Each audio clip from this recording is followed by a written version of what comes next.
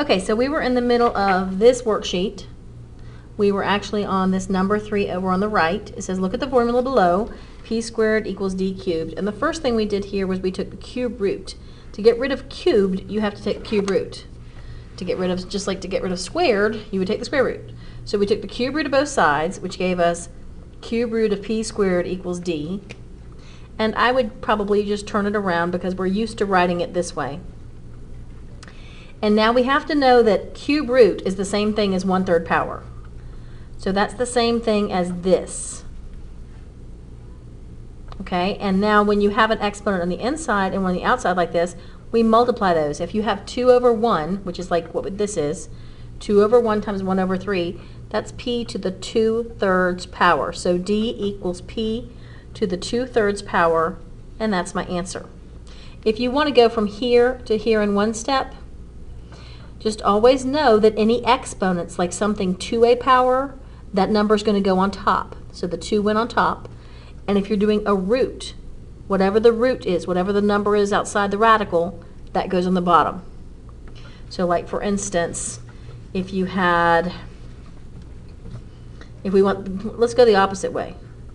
If you have this, the number on top says it's x to the 4th. The number on the bottom says I'm doing the 5th root of that. So these two are equal. Or if I had a to the 3/2, the number on top says a is to the 3rd power. The number on the bottom says I'm doing the 1/2 power also, which means square root. We don't have to write a 2 out here for square root because it's understood. All right, next one on the left-hand side of the sheet. It says rewrite square root of 2 times square root of 12 minus square root of 3.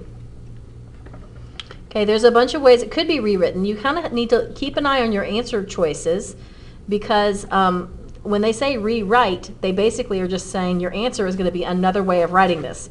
There are lots of ways I could write that. At this point, I'm going to assume they probably mean to go ahead and distribute. Okay, and this is when you're multiplying radicals. This is the thing where I always say children inside the house can play with other children inside the house. Like 2 and 12 are children inside the house. And if you had children outside of the house, meaning like if you had something like this, you could multiply the 5 and the 6, they're children outside of the house. And you could multiply the 2 and the 3, they're children inside the house. Okay, but my point is that we can multiply the 2 and the 12 because they're both inside the house. So this is square root of 24 minus 2 times 3 is 6. And then square root of 24 can be simplified because 4 goes into it, and 4 is a perfect square.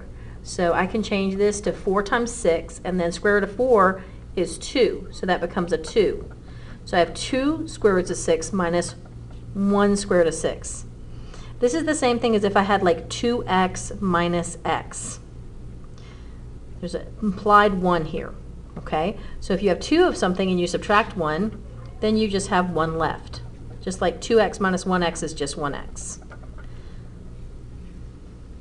And that is my answer. Okay, next, write the square root of 25 over 18 in an equivalent form. Okay, again, equivalent form, there are lots of different ways I could maybe express that.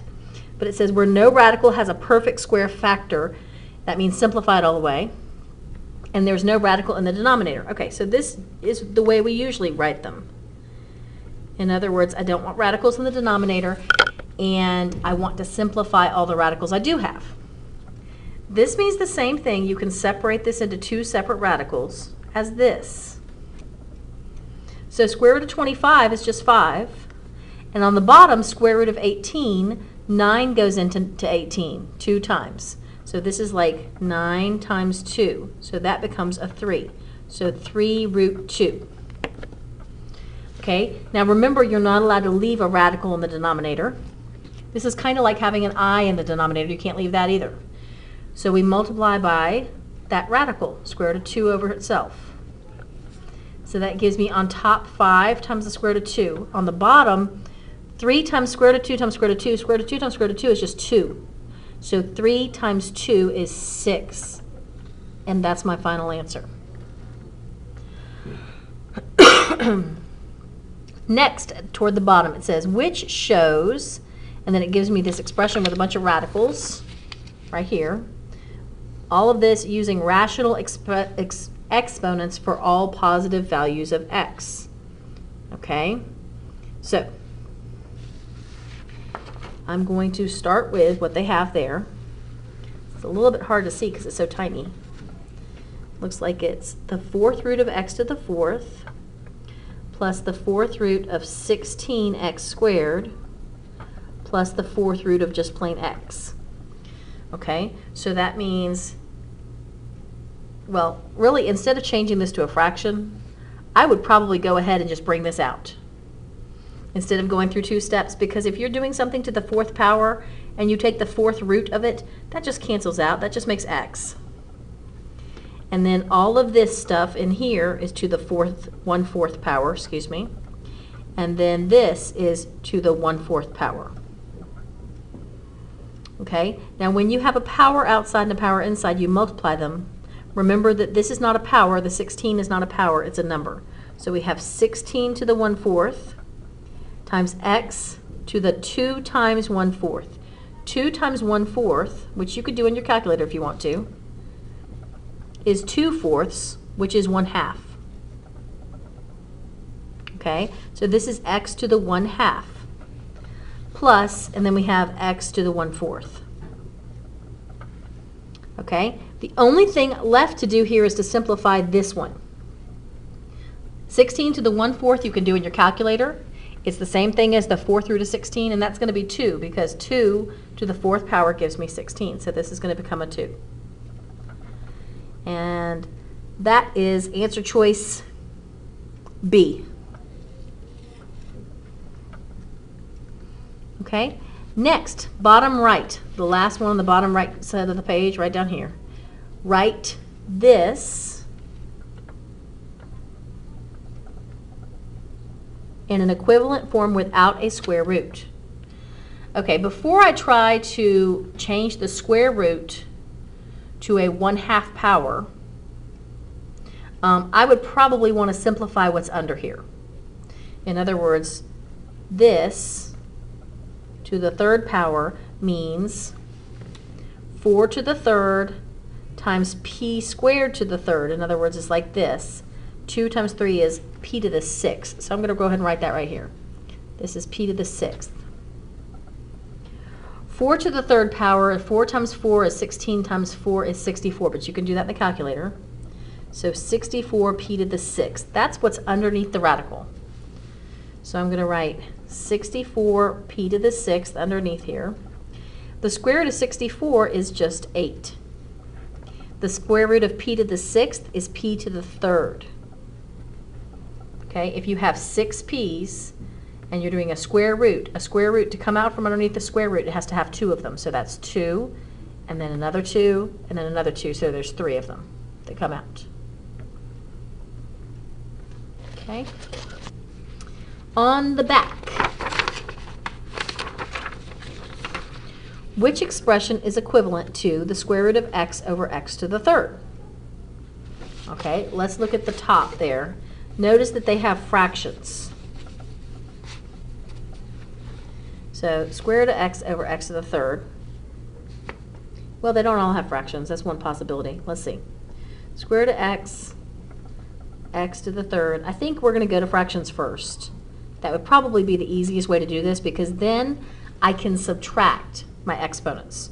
So in your calculator, do 1/2 minus 3. 1/2 minus 3 in the calculator is going to give you negative 5 over 2.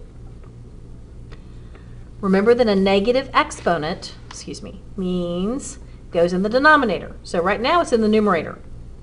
Okay, if you just have something, it's in the numerator. So this is going to be 1 over x to the 5 over 2. Now that's not one of the answer choices, but they have some that have radicals. So I'm going to take this bottom number of the fraction and write that as a radical. So we've got, the 1/2 power is the square root. Why do I keep writing it there? We need room to put the 1 on top. So let me put the 1 on top first. 1/2 power is square root, and then we have x to the 5th. And that's my answer. That would be C. Okay? Next one. Top right. Which expression is equivalent to cube root of? Now, remember to use your answer choices. Looking at this right at the beginning, if I'm taking the cube root of 64, there's no way I'm going to have 64 in my answer. Okay? So if I'm taking the cube root of 64, I can automatically knock those two out. Now you have a 50-50 chance of just guessing the right answer. So make sure you look at your answer choices. Sometimes you can look at your answer choices even at the beginning of the problem, and it can tell you something. So let's do cube root of 64 x to the 6/7. Now, knowing what we know about fraction exponents can really help make this simpler. So this is all 64 x to the 6/7 all to the 1/3. Cube root is the same thing as the 1/3 power. What makes it simpler is now I can multiply these. Excuse me, 64 to the 1/3 power in your calculator is 4, and your calculator will do that for you. Okay? 6 times 1 over 7 times 3 is x to the 6/21. Let's see what our answer choices are here. X to the 6/21, but 6/21 reduces because 3 goes into both of those. So I would take 3 out of here twice and out of here 7 times. So that's x to the 2/7, and that answer choice is A.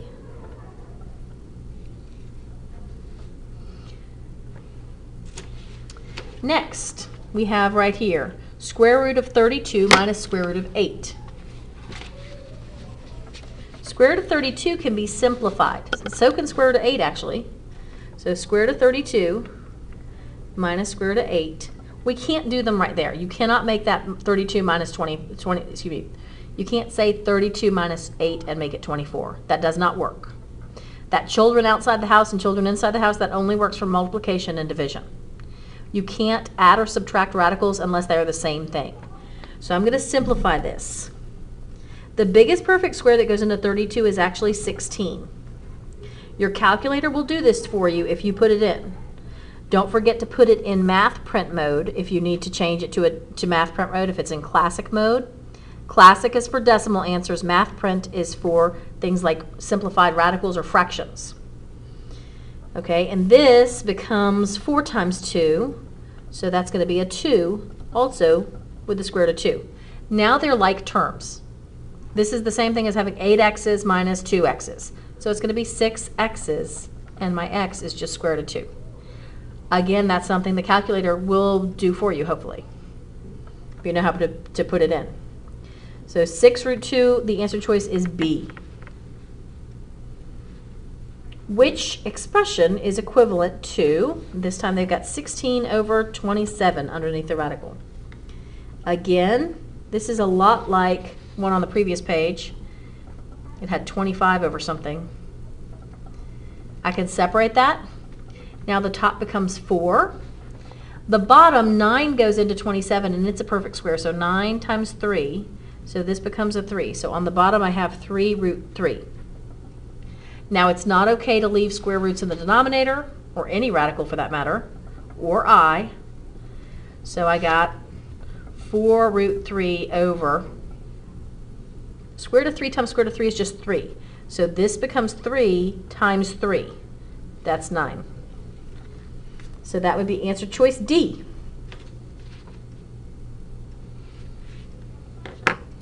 Next, we start talking about this rational or irrational thing. Now, if it says write with rational exponents, that's automatically saying put it in fractions. If it starts talking about what's a rational number and what's not a rational number, the definition of a rational number is it can be written as a fraction, or could be, even if you don't know how necessarily. Rational numbers are numbers that can be written as a fraction, as something over something else. Okay?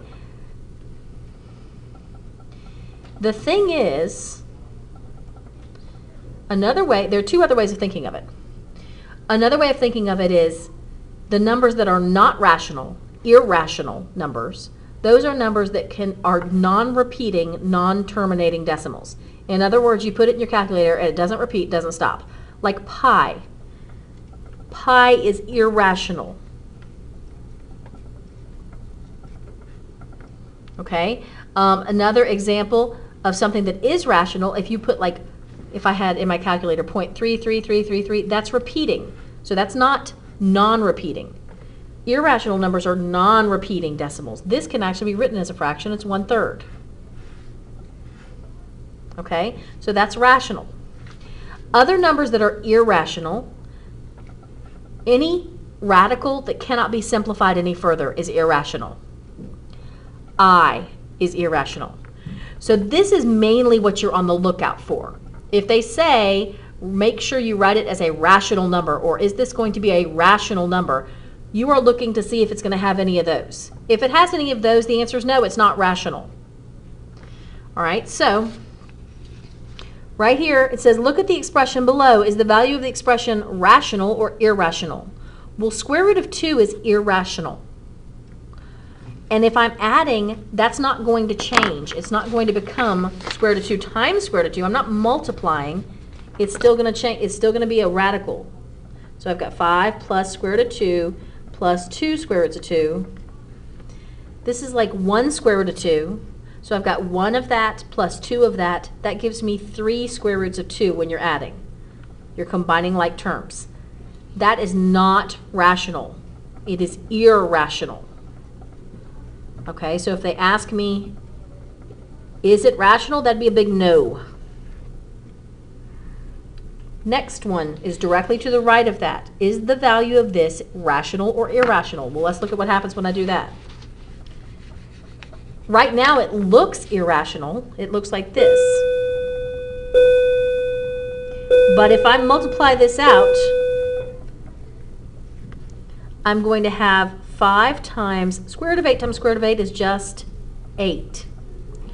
Plus square root of 8 times square root of 2 is square root of 16. This is 40 plus 4. That's 44. That is rational. Okay, and the whole, can it be written as a fraction? 44 over 1 would be the fraction. But you don't really have to worry about that. Basically, as long as there's not a radical that can't be simplified further, and there's not a pi symbol, and there's not an I, then it's rational. And I'll give you the rest of this in another portion.